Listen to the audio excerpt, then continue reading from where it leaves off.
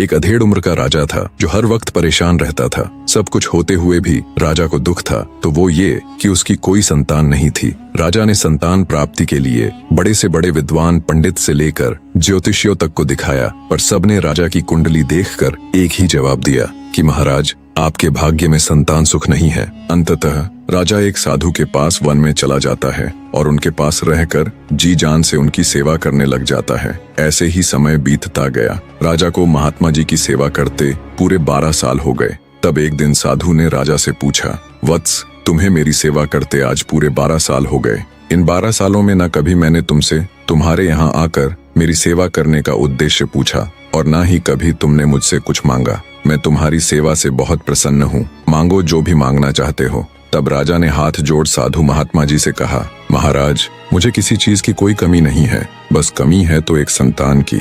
अगर आप मुझे कुछ देना ही चाहते हैं तो मुझे संतान प्राप्ति का आशीर्वाद दीजिए। तब साधु महाराज ने कुछ देर ध्यान लगाया और बोले, वत्स, तुम्हारे भाग्य में तो संतान सुख है ही नहीं, पर चूंकि तुमने मेरी 12 साल तक सेवा की है तो तुम्हें खाली हाथ तो नहीं भेजूंगा। बेटा, मैं तुम्हें संतान प्राप्ति का आशीर्वाद तो दे दूंगा, पर तुम्हें जो पुत्र होगा उसकी आयु केवल 20 वर्ष की ही होगी।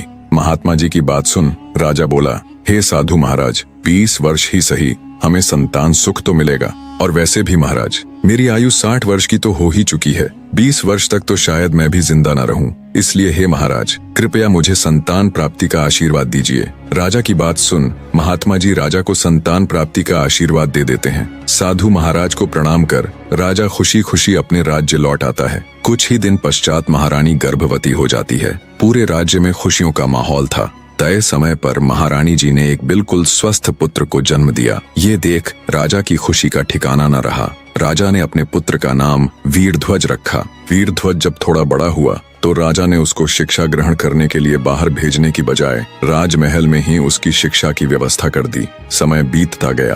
राजकुमार वीरध्वज की सभी प्रकार की शिक्षा और शस्त्र विद्या पूरी हो चुकी थी। वो अब एक आकर्षक युवा बन चुका था। राजकुमार के जवान होते ही दूसरे राज्यों से उसके विवाह के प्रस्ताव आने लगे। राजा भी अपने पुत्र के लिए योग्य कन्या देखने लगे। वे साधु की बात को बिल्कुल भूल चुके थे कि उसके पुत्र की आयु तो सिर्फ 20 वर्ष ही है। पुत्र सुख मिलने के पश्चात राजा की सेहत भी एकदम ठीक ठाक थी।